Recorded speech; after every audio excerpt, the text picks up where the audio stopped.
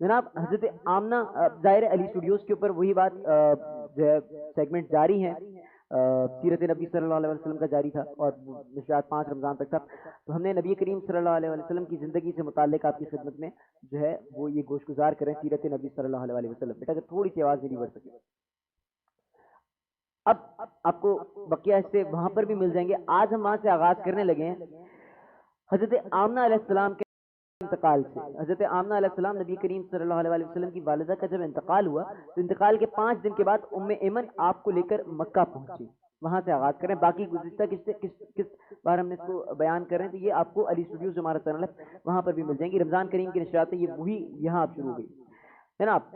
آپ کو عبد المطلب کے حوالے سے آپ کو عبد المطلب کے حوالے کیا انہوں نے۔ آپ کے یتیم ہو جانے کا عبد المطلب کو اتنا صدمہ نہیں تھا، کہتے ہیں کہ جتنا آپ کی وفات پر ان کو ہوا تھا، آپ کے بیٹے کی وفات پر بھی اتنا نہیں ہوا تھا جتنا آپ کی یتیم ہو جانے کا ان کو ہوا تھا۔ اب عبد المطلب کے لیے کعبہ کے سائے میں ایک قالین بچھایا گیا، وہ اس پر بیٹھا کرتے تھے۔ ان کا احترام اس قدر ہوتا تھا کہ کوئی اس قالین پر بیٹھتا نہیں تھا، چنانچہ ان کے بیٹے اور قریش کے سردار اس قالین کے چاروں طرف بیٹھتے تھے، لیکن رسول اللہ صلی اللہ علیہ وسلم وہاں تشریف لاتے، جب ویسے وہ تشریف لاتے تو سیدھے اس قالین پر جا کے بیٹھ جاتے۔ اس وقت آپ ایک تندرست لڑکے تھے، آپ کی عمر 9 سال کے قریب ہو چکی تھی۔ آپ کے چچا عبد المطلب کے ادب کی وجہ سے آپ کو اس قالین سے ہٹایا جاتا تھا تو عبد المطلب کہتے میرے اس بیٹے کو چھوڑ دو، اللہ کی قسم یہ بہت شان والا ہے۔ پھر وہ آپ کو محبت سے اس فرش پر بٹھاتے، آپ کی کمر پر شفقت سے ہاتھ پھیرتے، آپ کی باتیں سن سن کر بے حد خوش ہوتے رہتے۔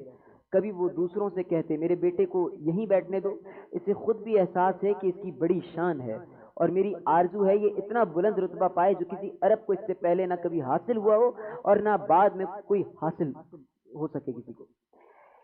یہ بار انہوں نے یہ الفاظ کہے، ایک بار انہوں نے یہ الفاظ کہے، کیا الفاظ کہے؟ میرے بیٹے کو چھوڑ دو، اس کے مزاج میں طبی طور پر بلندی ہے، اس کی شان نرالی ہوگی۔ یہاں تک کہ عمر کے آخری حصے میں حضرت عبد المطلب کی جو ہے وہ آنکھیں جواب دے گئیں، آپ نابینا ہو گئے تھے۔ ایسی حالت میں ایک روز وہ اس قالین پر بیٹھے تھے کہ آپ تشریف لے آئے اور سیدھے قالین پر جا پہنچے۔ ایک شخص نے آپ کو قالین سے کھینچ لیا، اس پر آپ رونے لگے۔ آپ کے رونے کی آواز سن کر عبد المطلب بے چین ہوئے اور بولے میرا بیٹا کیوں رو رہا ہے؟ آپ کے قالین پر بیٹھنا چاہتا تھا، ہم نے اسے قالین سے اتار دیا، ہم لوگوں نے کہا۔ یہ سن کر عبد المطلب نے جواب دیا میرے بیٹے کو قالین پر ہی بٹھا دو، یہ اپنا رتبہ پہچانتا ہے، میری دعا ہے کہ یہ اس رتبے کو پہنچے جو اس سے پہلے کسی عرب کو نہ ملا ہو، کہ اس کے بعد کسی کو نہ ملے۔ اس کے بعد پھر کسی نے آپ کو قالین پر بیٹھنے سے روکا نہیں کبھی۔ اب ایک روز کچھ لوگ حضرت عبد المطلب سے ملنے کے لیے آئے، ان کے پاس ایک وقت آپ صلی اللہ علیہ وسلم بھی تشریف فرما تھے۔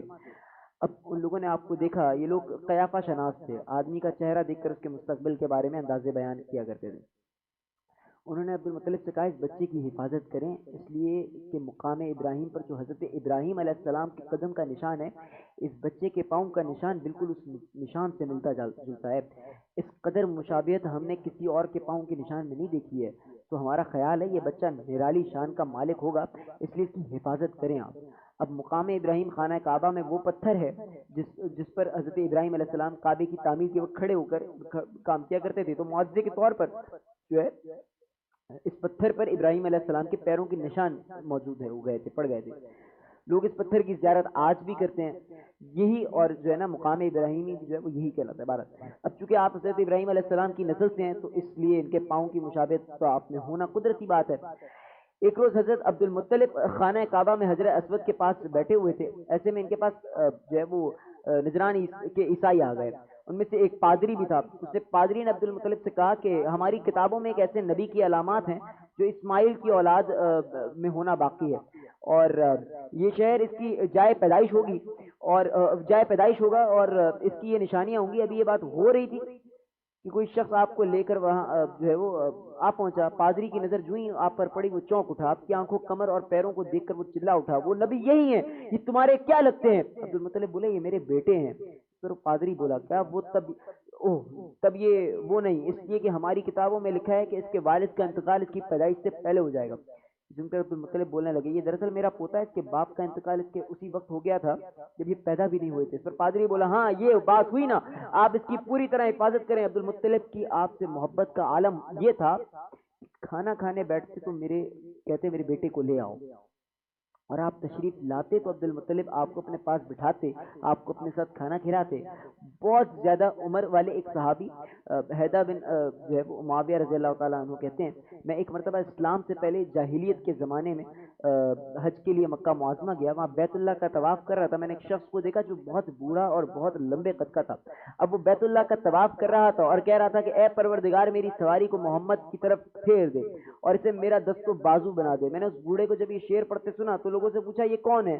لوگوں نے بتایا عبد المطلب بن ہاشم ہے، انہوں نے اپنے پوتے کو اپنے ایک اونٹ کی تلاش میں بھیجا ہے، وہ اونٹ گم ہو گیا ہے۔ وہ پوتا ایسا ہے جب بھی کسی گمشدہ چیز کی تلاش میں اسے بھیجا جاتا ہے تو وہ چیز لے کر ہی آتا ہے۔ پوتے سے پہلے یہ اپنے بیٹوں کو اس اونٹ کی تلاش میں بھیج چکے ہیں لیکن وہ ناکام لوٹ آئے ہیں۔ اب چونکہ پوتے کو گئے وہ کافی دیر ہو گئی، اس سے پریشان ہے اور دعا مانگ رہے ہیں۔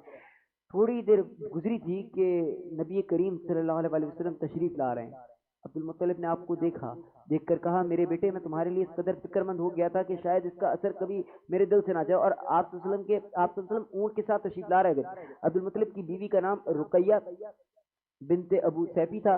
وہ کہتی ہیں قریش کئی سال سے سخت قحط سالی کا شکار تھے، بارشیں بالکل بند تھیں، سب لوگ پریشان تھے۔ اسی زمانے میں میں نے خواب دیکھا، کوئی شخص خواب میں کہہ رہا ہے اے قریش کے لوگوں تم میں سے ایک نبی ظاہر ہونے والا ہے، اس کے ظہور کا وقت آ گیا ہے، اس کے ذریعے تمہیں زندگی ملے گی، یعنی خوب بارشیں ہوں گی، سرسبزی اور شادابی ہوگی۔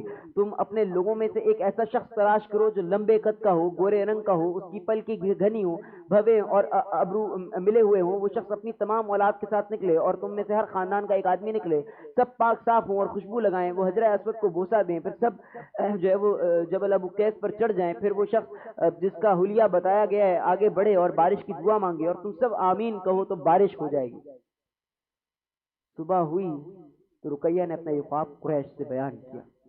اب جب انہوں نے یہ اپنا خواب قریش سے بیان کیا پھر کیا ہوا یہ آپ کی انشاءاللہ خدمت میں بیان کریں گے کل انشاءاللہ، یعنی آج ہی بروز جمعہ المبارک کے افطار نشریات میں، یعنی چھٹی رمضان کی افطار نشریات میں انشاءاللہ آپ کو سیرت نبی میں انشاءاللہ کے آگے کی قصے بتائیں گے۔ ایک وقفہ کے بعد انشاءاللہ دوبارہ آتے ہیں۔